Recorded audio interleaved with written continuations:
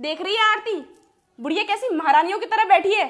सोच रही होगी हम दोनों अपने हाथों से इसे खाना बनाकर खिलाएंगे। दीदी, इस बुढ़िया को ना आपने ही सर पे चढ़ा रखा है, वरना मैं होती ना तो मैं तो इसे कब का घर से बाहर निकाल देती। आरती, धीरे धीरे हम एक काम करते हैं, गेट लगा लेते हैं।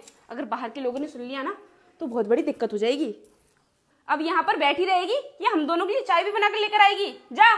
तुम तो दोनों मेरी बहू हो, ऐसे क्यों बोल रही हो मेरे लिए? अगर हम दोनों इस घर की बहू हैं तो इसका मतलब ये नहीं है घर का सारा काम हम करेंगे। तू क्या चाहती है? तुम महारानियों की तरह आराम से बैठी रहे और हम नौकरानियों की तरह घर का सारा काम करें? जब तेरे दोनों बेटे घर पर आ जाते हैं ना तो तू हमसे नौकरों की तरह काम करवाती है। दीदी, आपको पता है जब पिछली बार मेरे पति घर पे आए थे तो इस बुढ़िया ने ना मेरी नाक में दम कर दिया था। बहुत ऑर्डर चलाती है ये मुझ पे। अरे तू तो अभी नई नहीं आई है इस घर में, इसलिए तुझे इस बुढ़िया की करतूतों के बारे में पता नहीं है, लेकिन मैं इस बुढ़िया को बहुत अच्छे से जानती हूँ। आरती बहू बेटा, आज मैं बहुत थक गई हूँ, मेरे पैर दबा देना। ले सुन ले, क्या बोल रही है ये बुढ़िया? दबा दे इसके पैर।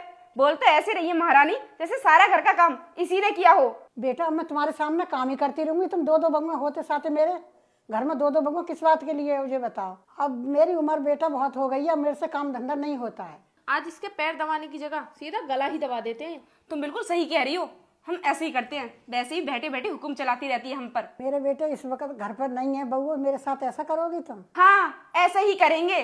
वैसे भी तू किसी काम की नहीं है। आरती, देख क्या रही है? चल जल्दी काम खत्म करते हैं। आ, पैर पकड़ तू।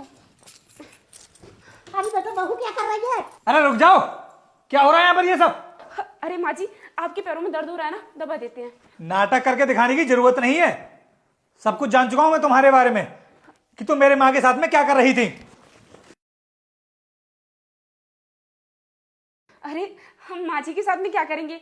वो माँ के पैरों में बहुत तेज दर्द हो रहा था तो हम दोनों दबा रहे थे।